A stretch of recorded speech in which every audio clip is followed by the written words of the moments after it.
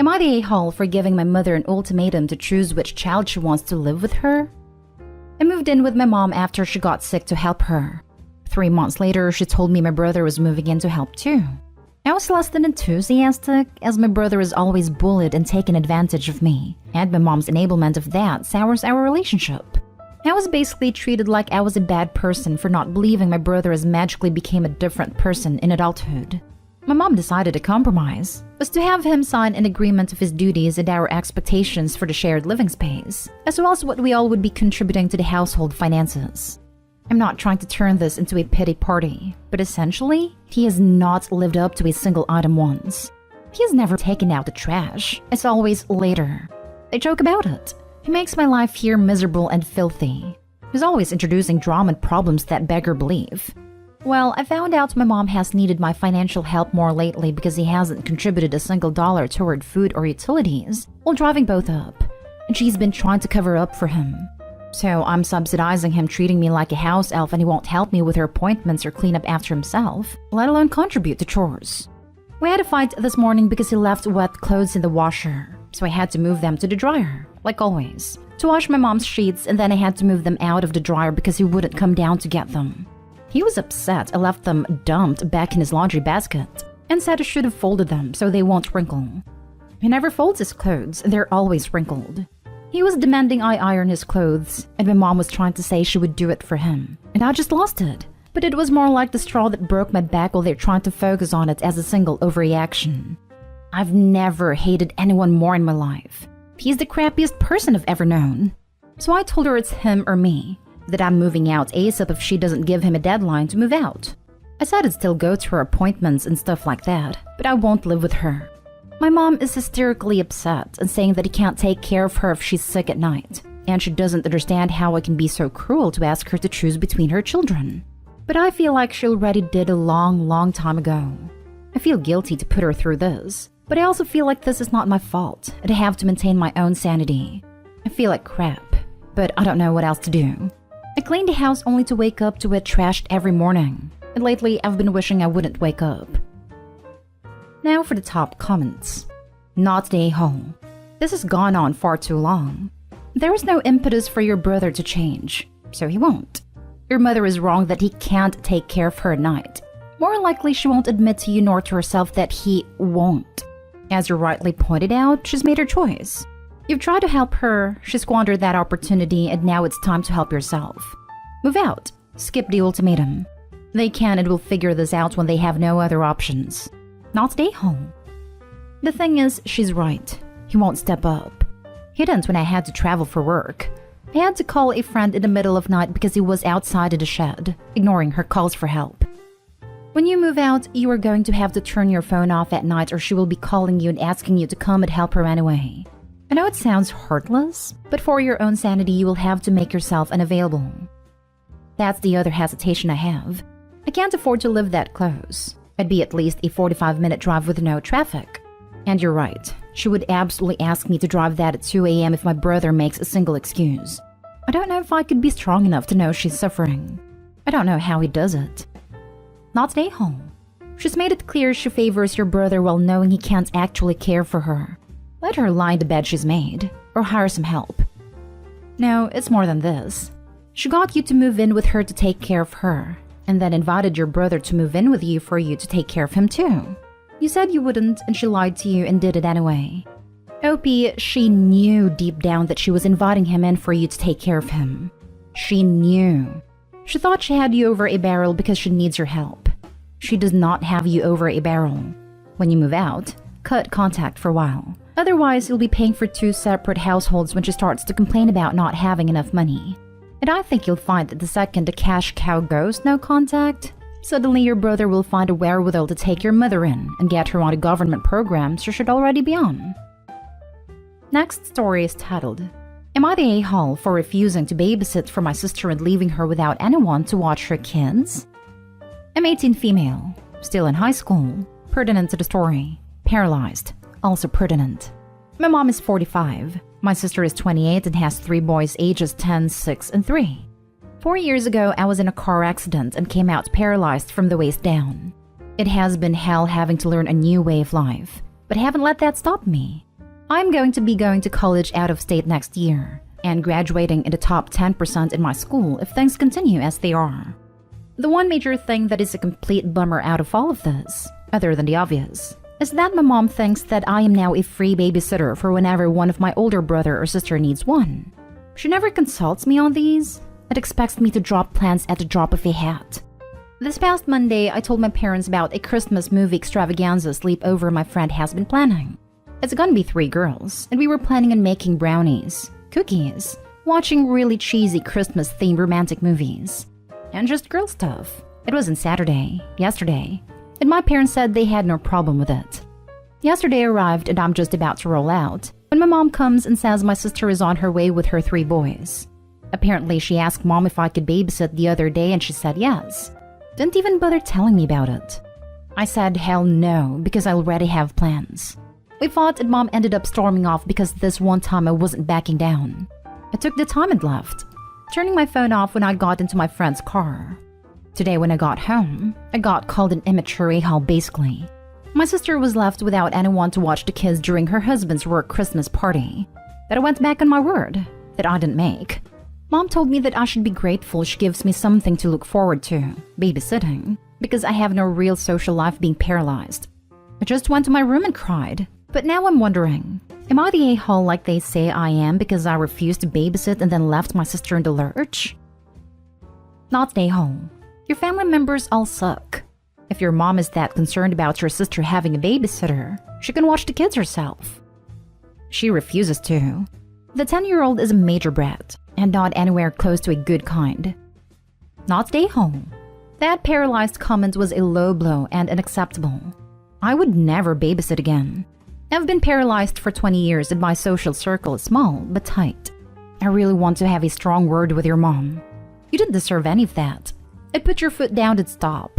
Call CPS if they leave them with you. Use their words against them. I think that's what hurt the most.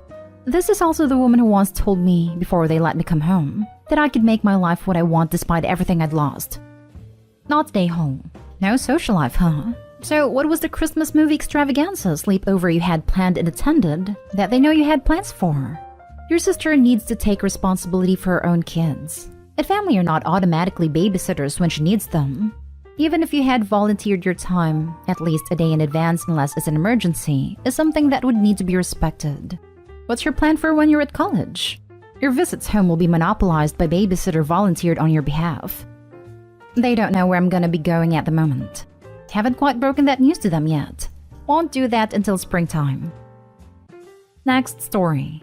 Am I the a-hole for arranging for my wife's parents to spend Christmas celebration with us without telling her?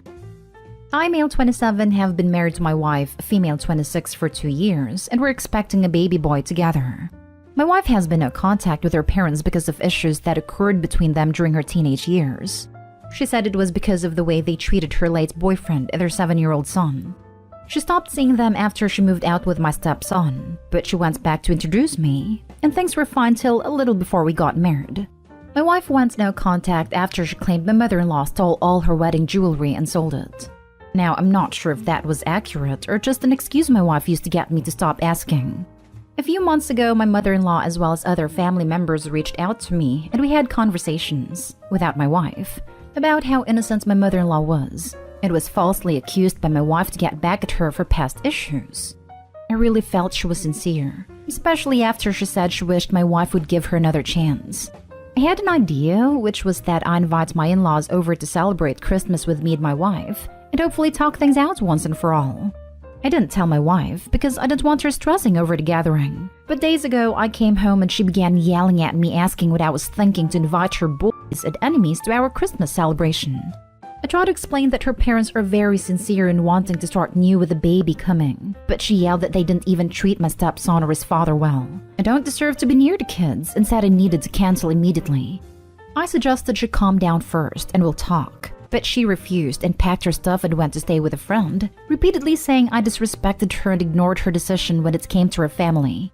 I spoke to her friend and said maybe my wife should let bygones be bygones, and that she might be dealing with stress and is lashing out for no reason. But her friend said I overstepped and it wasn't my business to try and fix whatever issue she has with her family.